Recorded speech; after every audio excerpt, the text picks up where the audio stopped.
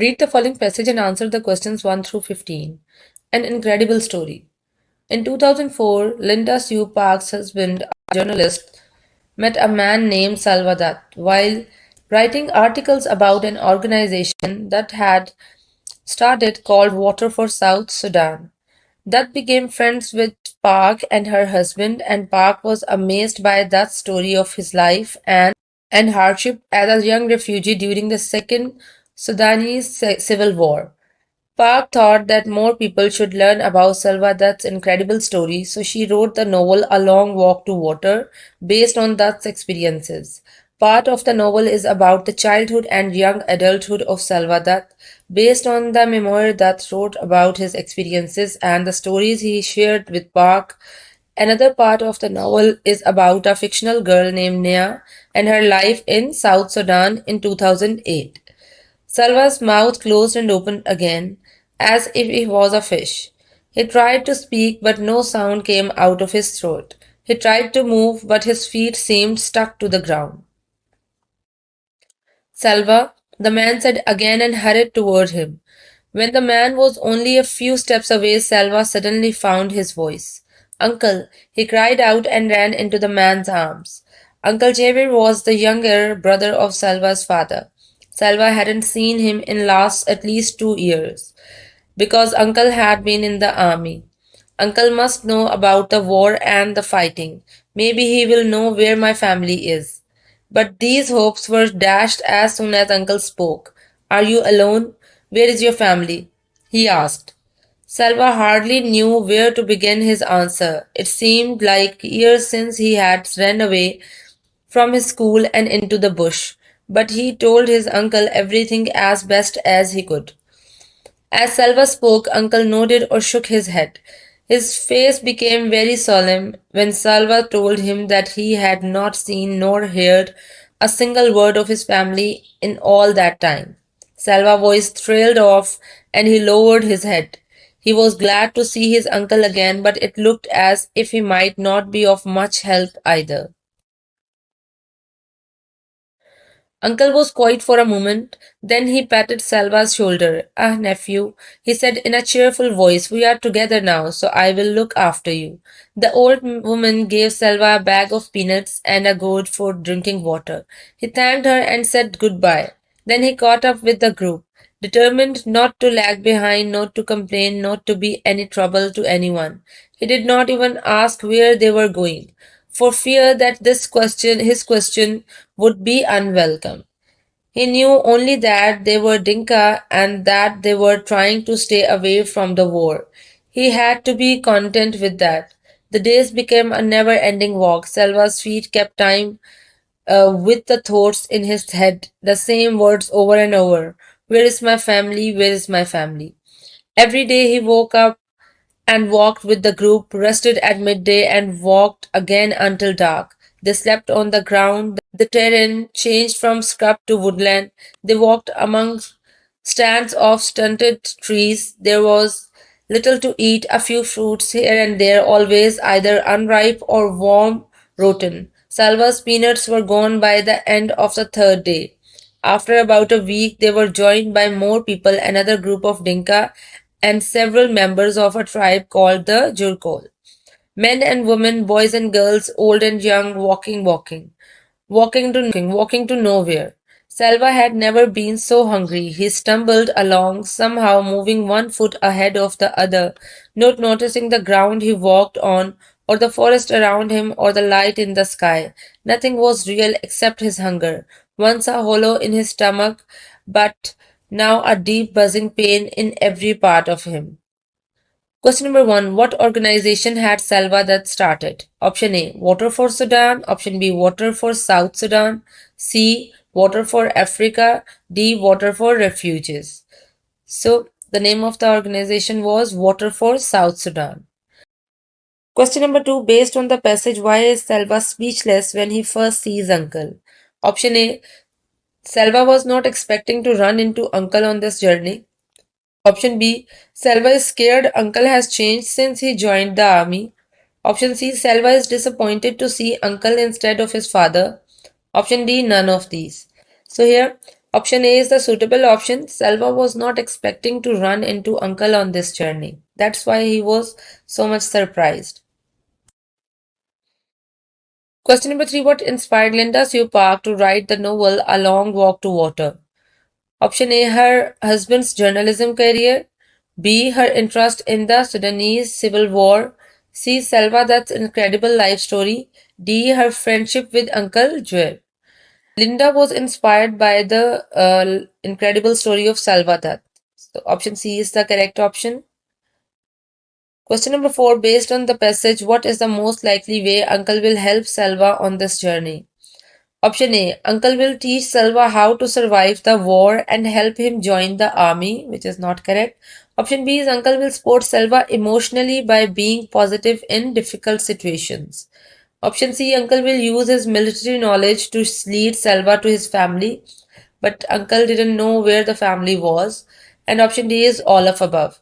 So here the way he said to his nephew that we are together now and I will look after you. So option B will be the suitable option. Uncle will support Salva emotionally by being positive in difficult situations. Question number 5. Which of the following best describes how Salva interacts with the other refugees? Option A. Salva is determined to find his family, so he tries to step up and take on the role of a leader. That is not right. Option B is Salva does not want to group to leave him, so he bonds with the other refugees by listening to their stories. We have not listened such thing in any paragraph. Option C is Salva does not want to give anyone a reason to dislike him, so he keeps to himself. In this paragraph, it is written, then he caught up with the group, determined not to lag behind, not to complain, not to be any trouble to anyone. So, option C will be the suitable option. Question number 6. What happened when Salva tried to speak at first? He spoke loud and clearly. B. His voice came out like a fish sound. C. He couldn't move his feet. D. He immediately found his voice. So Salva's mouth closed and opened again as he was a fish. So B is the correct option here. He couldn't speak. Question number 7. Who did Salva run into the arms of when the man approached him? Option A, his father. B, a stranger. C, his uncle. D, Uncle Javier. So option D is the correct option, Uncle Javier. Question number 8. How long had Salva not seen Uncle Javier? Salva hadn't seen him in at least 2 years. So option D is the correct option here. Question number 9. Why had Uncle Javier been away? He was traveling, he was studying, he was in the army, he was sick. So he was in the army. So option C is the correct option. Question number 10. What did Salva hope Uncle Javier would know? Option A. Where Salva's favorite toy was. B. Where the nearest school was. C. The location of Salva's family. D. How to catch fish. So he hoped that Uncle will know that what is the location of his family. Option C is the correct option here. Question number 11. How did Uncle Javier react when Salva told him about not finding his family? Option A, he laughed and clapped. Option B, he became very serious. Option C, he didn't pay attention. Option D, he scolded Salva. So, option B is the correct option. He became very serious. Question number 12. How did Uncle Javier reassure Salva? Option A, he promised to find Salva's family. B, he said they were going on an adventure. C, he told Salva to find his family on his own. D, he said they were now together and he would take care of Salva. So D is the correct option here. Question number 13. Why did Salva not ask too many questions about their destination? Option A. He was afraid of getting lost. B. He didn't want to appear ignorant. C. His questions were considered unwelcome. D. He didn't care where they were going. So he thought that his questions were considered unwelcome. C is the correct option here. Question number 14. What changed in the group after about a week of walking? Option A, they found a source of food. B, they encountered a friendly tribe. C, they were joined by more people. And D, they decided to turn back. So, after about a week, they were joined by more people. So, option C is the correct option. Question number 15. What was the most significant challenge Salva faced during the journey? Option A, itching feet. B, the changing terrain. C, hydration and hunger. D, getting lost in the forest. So, according to the given information, C is the correct option. Dehydration and hunger. Question number 16. Read the following passage and answer the question. The first newspaper war. The Crimean War was fought in the 1850s between Russia on one side and Britain, France, and Turkey on the other. Although it was a major conflict, it is perhaps best remembered as the first war in which journalists were present on the battlefield. News from William Howard Russell, a reporter from the Times of London, exposed military blunders and revealed the filthy conditions that existed in military hospitals and camps. Photographers such as James Robertson and Roger Fenton made hundreds of photographs of soldiers on the battlefield. These news reports and photographs provided an uncensored look at life on the front lines.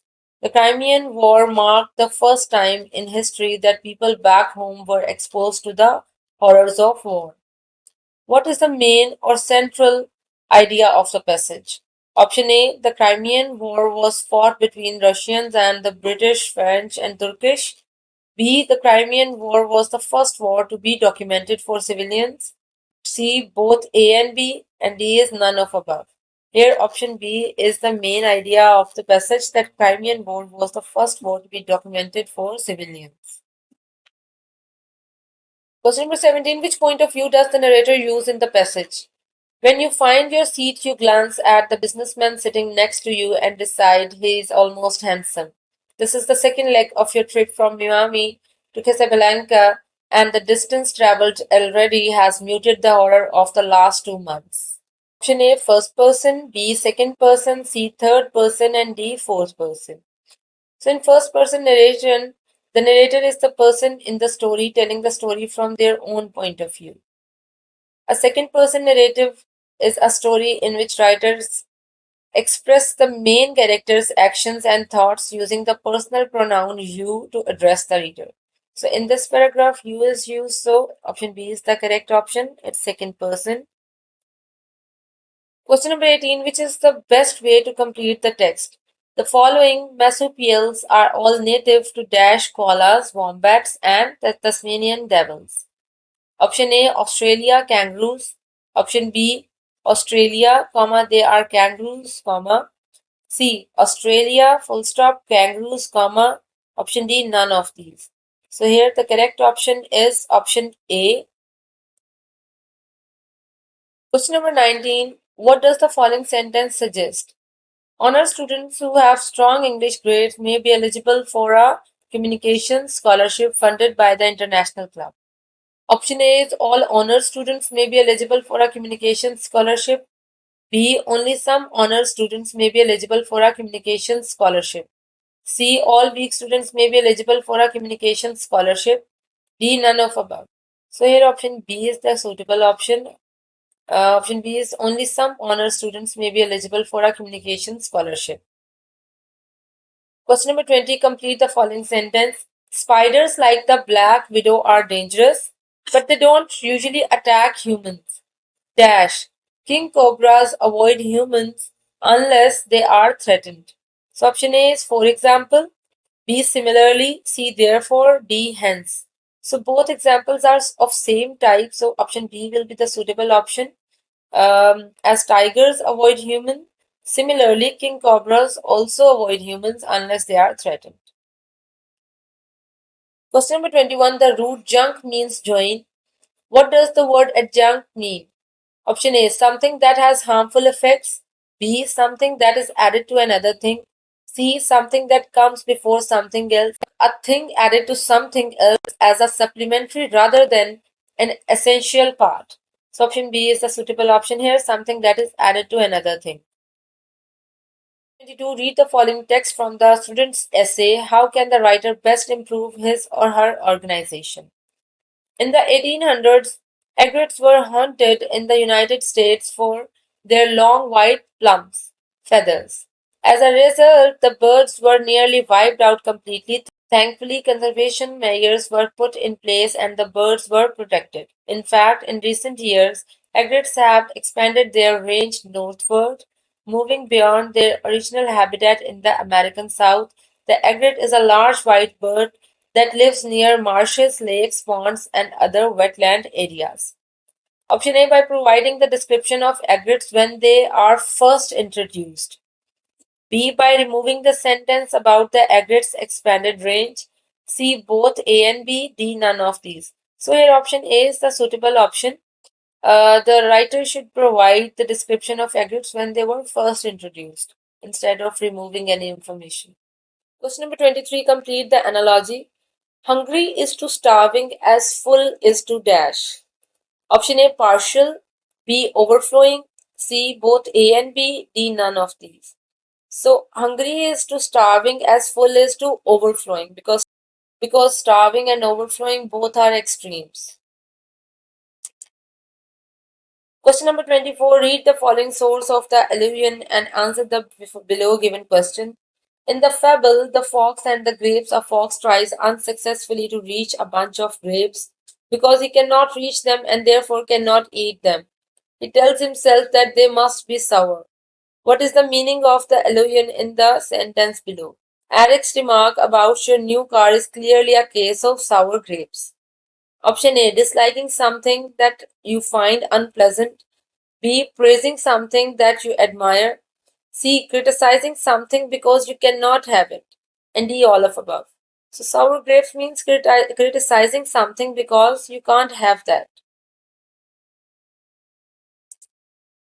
Question number 25, read the following text from the newspaper article and answer the below given question. This excerpt is about Nelson Mandela's 1994 inauguration. The power that had belonged to whites since they were first settled on this Cape 342 years ago passed today to a parliament as diverse as any in the world, a cast of proud survivors who began their work by electing Nelson Mandela to the first black president of South Africa. Unopposed, Mr. Mandela was proclaimed president without a word of dissent or even a show of hands, then sat strangely grim-faced while his giddy followers whooped in unparliamentary delight. 90 minutes later, he appeared on a high balcony at the old Cape Town City Hall, gazed across a delirious throng toward the bay where he spent more than a third of his adult life on an island prison and spoke his presidential theme of inclusion. Based on this excerpt, what can you conclude about Nelson Mandela's 1994 inauguration? Option A, Mandela was not very popular at the time. B, Mandela appeared solemn at his inauguration. C, people were surprised that Mandela was elected. D, Mandela's first speech as president was eager and lively.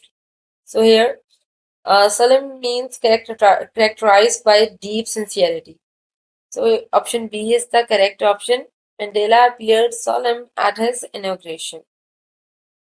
Question number 26, read the following passage and answer the below given questions. Peanut allergy is one of the most prevalent food allergies in the United States. More than 3 million people in the United States are allergic to peanuts, and that number is only increasing.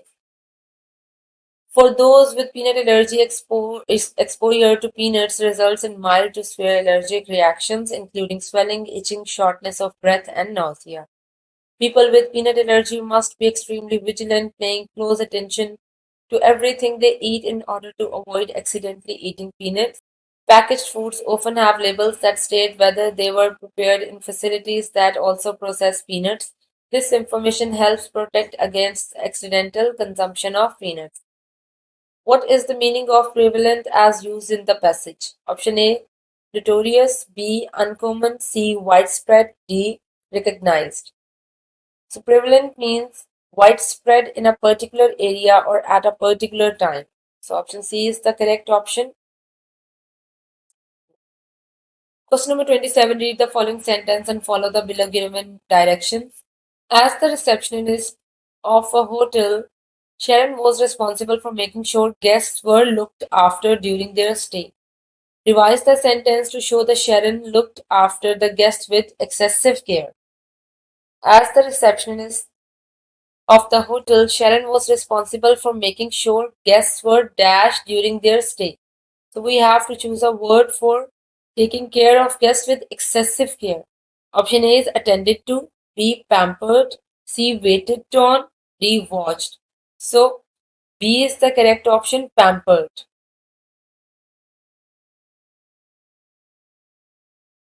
Question number 28. Consider this claim. Pajama pants are so comfortable that they should be worn all the time. Now consider how someone might argue against this. Which sentence presents a counterclaim to the above claim? Option A. Wearing comfortable clothing can make people feel more relaxed. B. The word pajama comes from the Hindi word payajama, which means leg clothing. Option C. Dressing in formal wear like a suit or gown can boost a person's confidence. So it will be the counterclaim to the above claim. Option C is the correct option. Question number 29. Read the claim below. Owning a pet dog is good for your health. Select the piece of evidence that best supports this claim. Option A. Dog owners tend to live longer and have a lower risk of heart disease than people without dogs. B. The majority of people who own dogs adopt them through local animal shelters. C. Dogs may trigger allergies in some people, resulting in hives, itchy eyes, and wheezing. D. None of these. The correct option is dog owners tend to live longer and have a lower risk of health disease than people without dogs, because the claim was owning a pet dog is good for your health. So option A is the suitable option. Question number 30. Read the following story and answer the below given question. The artist's secret. Destiny squeezed celery green paint onto her palette, then mixed in 3 drops of forest green. Not quite. She added a fourth drop. Perfect. She studied her canvas where she had sketched the alphabet in bubble letters. The letter A glistened, still wet with the caramel yellow paint Destiny had mixed. Not bad. With careful brushstrokes, Destiny began painting the B. Third is under the orchestra, music flowing from Miss Tamika's sound system. She could hear murmured voices.